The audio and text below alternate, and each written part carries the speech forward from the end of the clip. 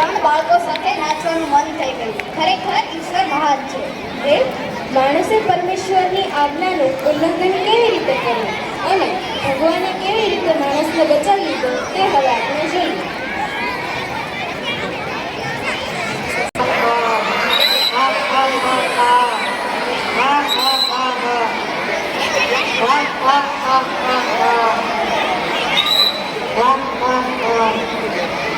વાડીમાંના કોઈ પણ વૃક્ષના ફળ ખાવા નહીં એવું ઈશ્વરે તમને કહ્યું છે. વાડીમાંના વૃક્ષના ફળ ખાવાની અમને છૂટ છે, પણ ઈશ્વરે એમ કહ્યું છે કે વાડીમાં વચ્ચોવચ્ચ જે વૃક્ષ છે તેના ફળ તમારે ખાવા નહીં અને અડવું પણ નહીં તો મરી જશો. તમે મરી નહીં જાશો, પણ ઈશ્વર જાણે છે કે તમે એ ખાશો તો તમારી આંખ ઉઘડી જશે અને તમે દેવ જેવા બની જશો. તમને પણ સારા નરસાનું જ્ઞાન થશે. આ શેતાનની વાત સાંભળી હવા લલચાઈ ગઈ અને તેણે ફળ ખાઈ લીધું. સાથે સાથે તેના પતિ આદમને તે ફળ ખવડાવ્યું.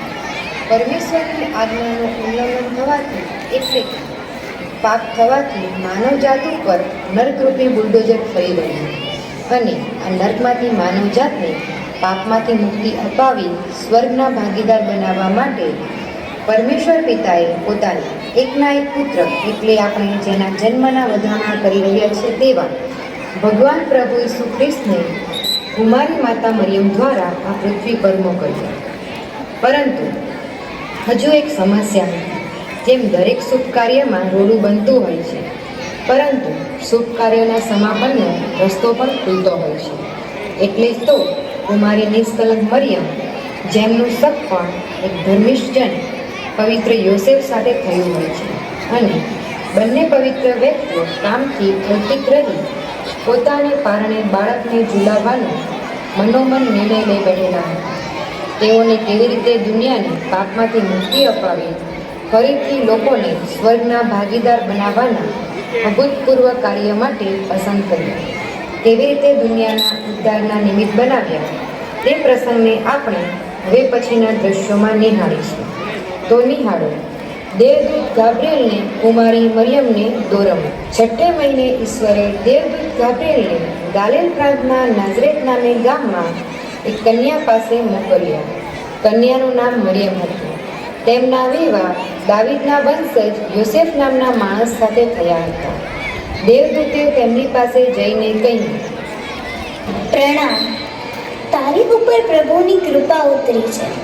પ્રભુ તારી સાથે છે. પવિત્ર આત્માની કૃપાથી તું ગર્ભવતી થઈશ. તને એક પુત્ર ઉતરશે. તેનું નામ તું ઈસુ રાખશે. તે પરમેશ્વર પુત્ર કહેવાશે. તે મહાન થશે. યુગોના યુગો સુધી ઇઝરાયેલની પ્રજા ઉપર રાજ કરશે. તેના રાજ્યનો અંત આવશે નહીં. એ શી રીતે બનશે? મારી તો ફક્ત સગાઈ થઈ છે. પવિત્ર આત્મા તારા ઉપર ઉતરશે. પરાત્પરનો પ્રભાવ તને છાઈ દેશે અને એ જ કારણથી જે પવિત્ર પુત્ર અવતરશે તે ઈશ્વર પુત્ર કહેવાશે. હું તો ઈશ્વરની દાસી છું. તારી વાણી મારા વિશે સાચી પડે. પરમ પિતાએ પોતાના અગ્ર દેવદૂત ગાબ્રિએલ દ્વારા કુમારી માતા મરિયમને પોતાની કુંખે બાળ ઈસુનું આગમન હતું મનાવી લીધા. પણ કાંઈ એક હાથે તાળી થોડી પડી. હજી પુરુષ પાત્ર એટલે કે પવિત્ર યોસેફને બાળ ઈસુના પિતા તરીકેની જવાબદારી અદા કરવા માટે તૈયાર કરવાના બાકી હતા.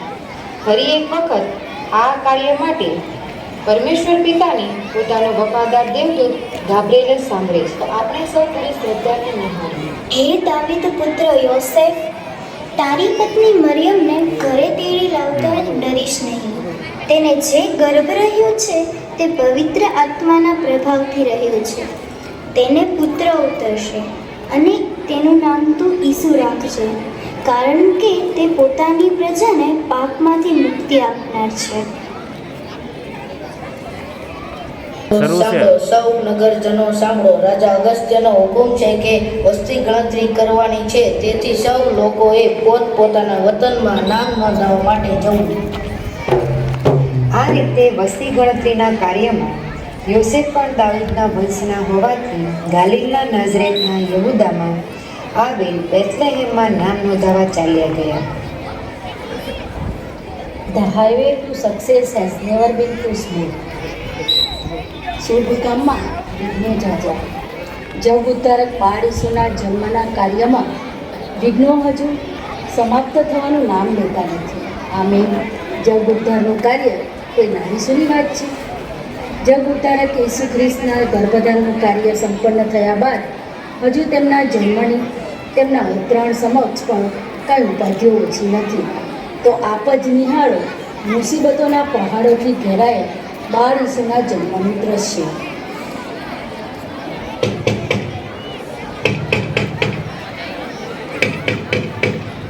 મારી પત્નીની તબિયત સારી નથી. આજની રાત તમારા ઘરમાં આશરો મળશે?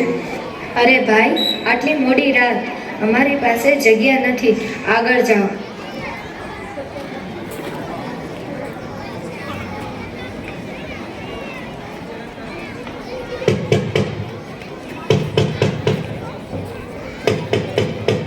અમને આજની રાત રહેવા માટે જગ્યા આપશો?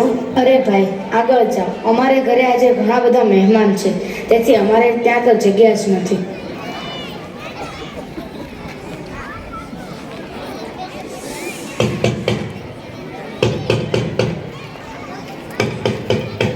બહેન, મારી પત્નીની તબિયત સારી નથી. અમને આપને ત્યાં રોકાવા માટે જગ્યા આપશો? અરે ભાઈ, મને માફ કરો, મારું ઘર નાનું છે, પરંતુ તમારે જગ્યા જોઈતી હોય તો દૂર ગામના સીમાડે ઢોરને બાંધવાની ગમાણ છે, જ્યાં તમે આજની રાત આશરો લઈ શકો છો. આપનો આભાર.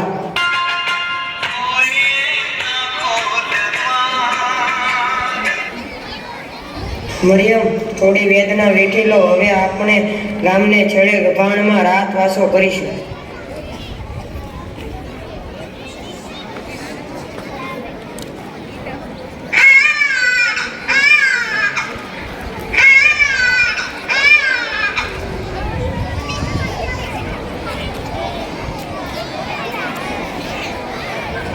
હે ધ્રુમેન, પ્રભુ ઈસુ ધારે તો મહેલમાં જન્મ લઈ શકાય, પણ આપણને સમજવા માટે તેઓ ગભાણમાં જન્મ લે છે. આજે